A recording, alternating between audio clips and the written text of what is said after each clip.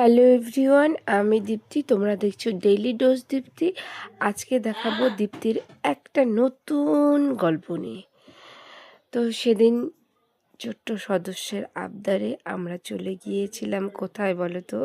সিতাইয়ের ঐতিহ্যবাহী বলতে পারো খামার সিতাই যে শিব মন্দির, শিব মেলাতে। দূর থেকে দেখতে কিন্তু মেলাটা ভীষণ ভালো লাগছে। আমরা মেলাতে ঢুকে গেছি, প্রচুর ভিড়, দেখো কত বাইক। তো হাজব্যান্ড ওখানে বাইক রাখতে গিয়েছে, আমি আর মেয়ে দাঁড়িয়ে আছি। আগে এই মেলাগুলো যেতে আমি খুব ভালোবাসতাম, ভীষণ ভালো লাগতো মেলায় যেতে। যে বিভিন্ন জিনিস কেনাকাটা করা, খাওয়া দাওয়া সবই ভালো লাগতো। ওই যে বয়সের সাথে সাথে সব কিছু চেঞ্জ হয়ে যায়, কথায় আছে না, মেয়ে থেকে যখন মা হলাম এখন আর এত ইচ্ছে করে না মেলা টেলায়। আমি সত্যিই বলতে গেলে অনেকেই খারাপ ভাবে, আমার খুব একটা ভালো লাগে না মেলায় যেতে। এমনি বলো আমাকে ঘুরতে যেতে, আমি ঘুরতে যেতে ভালোবাসি, কিন্তু এই মেলায় আমার অতটা ভালো লাগে না। কারণ আমার একটু মাইগ্রেনের সমস্যা আছে, তো মানে প্রচণ্ড মাথা ব্যথা করে। মেলায় ঢুকতে এই যে মা কালীকে দর্শন করা হয়ে গেল। তারপরে দেখো আমাদের মেলায় কি সুন্দর ব্যবস্থা করেছে, হাঁটার পথে যাতে ধুলো না ওড়ে, তার যাতে কাদা না হয়। দেখো সম্পূর্ণ মেলাটা কিন্তু ম্যাট পাতা ছিল। আমার এই জিনিসটা ভীষণ ভালো লেগেছে, এটা একদম সেফটি, কি বলবো, আমার ভীষণ ভালো লেগেছে। চলো মেলায় ঢুকে দেখি কি কি এসেছে কি কি না এসেছে, সবটাই তোমাদের সাথে শেয়ার করব।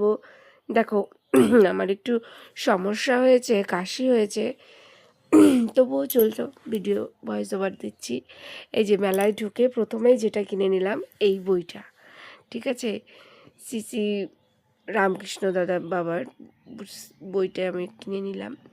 আগে মেলাতে গেলে অনেক ধরনের বই কেনা হতো, কিন্তু এখন আর সেই সোশ্যাল মিডিয়ার যুগে এসে সময় হয়ে ওঠে না। বই আমি তবুও কিনি, কিন্তু সম্পূর্ণ বইটা শেষ করতে পারি না পড়ে, মানে ফিনিশিংটা দিতে পারি না। কারণ যারা আমরা সোশ্যাল মিডিয়ায় কন্টেন্ট ক্রিয়েটার বলো, তারপর ইউটিউবার বলো, আমাদের না ওই ছোট ছোট কাজ বলতে অনেকটাই কাজ থাকে বাড়ির, সব কিছু সামলে, যারা বাড়িতে হাউসওয়াইফ, বাচ্চা সামলে একটা ভিডিও করা, সেটা পোস্ট করা, এডিট করা, অনেক কাজ থাকে।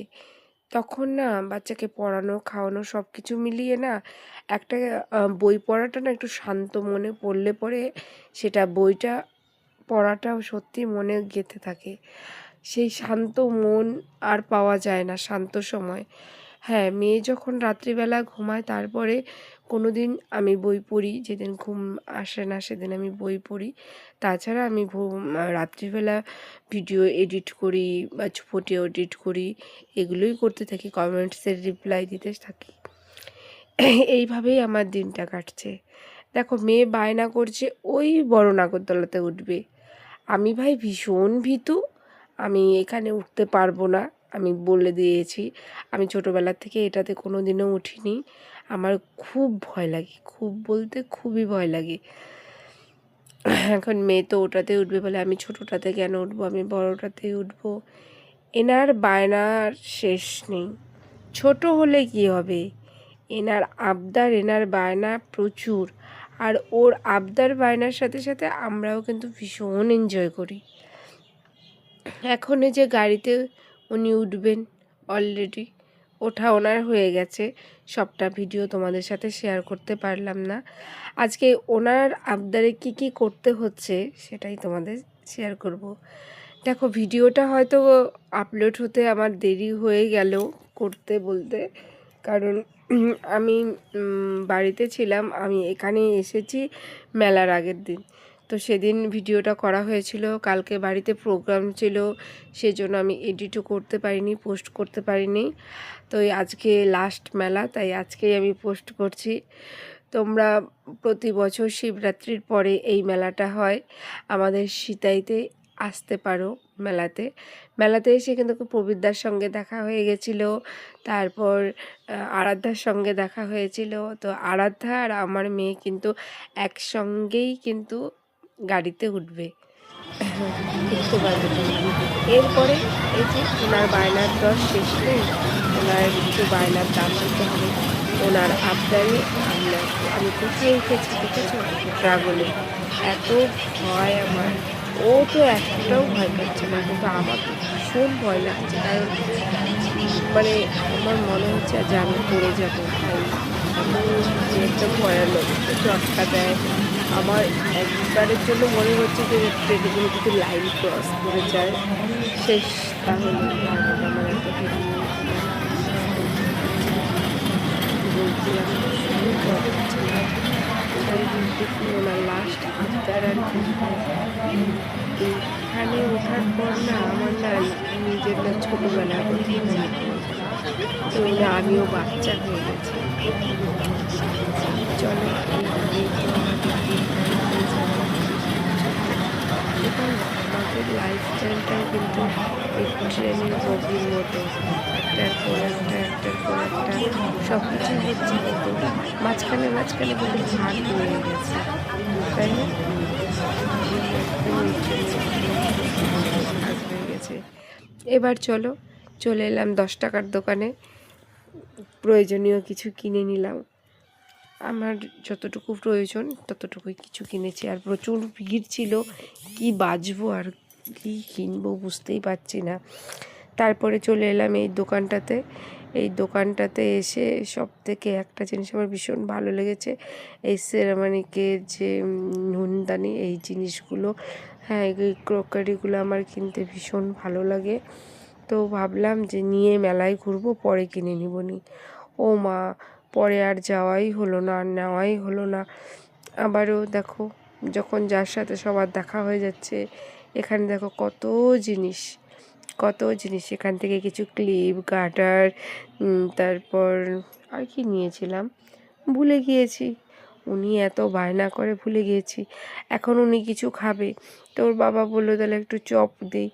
না, ও আমসত্ত্বের চপ খাবে, তার জন্য ওকে নিয়ে আসলো। তো আমসত্ত্বের চপ খেলো। চপ খাওয়ার পরেই আমরা চলে এলাম এই জায়গাটাতে। দেখি নাচ গান হচ্ছে। প্রথমে ভেবেছিলাম যে কি না কি হচ্ছে, তারপরে ওই যে টিকিট কাটা হয়, টিকিট কাটা হয় 5 টাকার টিকিট। 5 টাকা যদি টিকিটে তোমাদের হয় তাহলে অনেক জিনিস পাবে। আমার হাজব্যান্ড কিন্তু টিকিট কাটতে চলে গিয়েছিল, তো টিকিট কেটেও নিয়ে এসেছিল। তারপরে দেখো টিকিটে কি পাই কি পাই না, কিছুই পাইনি, কিচ্ছু পাইনি। সত্যি ভীষণ মন খারাপ। এর আগের বছর না এখান থেকে আমি বিশাল বড় একটা গামলা পেয়েছিলাম, কিন্তু এবছর কিছুই পাইনি, আর টিকিট কাটতে চাই না। এটা একদম পার্ট। তো যাই হোক, কেমন লাগছে আমার ভিডিওটা অবশ্যই জানাবে। ভালো লাগলে অবশ্যই লাইক, কমেন্ট, সাবস্ক্রাইব করে পাশে থেকো। আমি আগেই বলছি আমি একদমই নতুন, চলে এসেছি তোমাদের এখানে নতুন নতুন ভিডিও করতে। এই যে এখন আমি খাবো পাপড়ি চাট। আমার পাপড়ি চাট খেতে খুব ভালো লাগে, যেটা মেলায় আসলে খাই। আর এই দোকানের বিশেষত এই দেখো এখানে গ্লাস লাগানো থাকে, তো তো প্রতি বছর এনার এখানে এসে আমি ভিডিও করি আর ছবিও তুলে নিই। আমার খুব ভালো লাগে, বলে গ্লাসের মধ্যে দেখা যায় পাপড়িগুলো, খুব ভালো লাগে। তো আমি ওরা বেসিক্যালি নিরামিষ পাপড়ি চাটই বিক্রি করেন। তারপরেও আমি রিকোয়েস্ট করেছিলাম যদি একটু পেঁয়াজ দেওয়া যাবে, বলে কি হ্যাঁ, সে যদি আপনারা খান আমি অবশ্যই পেঁয়াজ ব্যবহার করব, কিন্তু এমনি তো বেসিক্যালি নিরামিষের জন্য সবাই পাপড়ি চাটটা খায়। আচ্ছা আমি একটু ইউনিক, আমি একটু পেঁয়াজ দিয়েই পাপড়ি চাট খাবো। বলে আচ্ছা আচ্ছা ঠিক আছে, তাহলে পেঁয়াজ দিয়ে বানিয়ে দিচ্ছি। আর যে এই যে এই দোকানটা, এই পাপড়ি চাটের দোকানের উল্টো পাশের দোকানটায়, উল্টো পাশের দোকানে এখানে স্প্রিং পটেটো ছিল, বিভিন্ন আরও অনেক কিছু ছিল, পাস্তা, কন্টিনেন্টাল যেগুলো জিনিস হয়। তো ওখান থেকে আমি নিয়ে এলাম এই স্প্রিং পটেটো।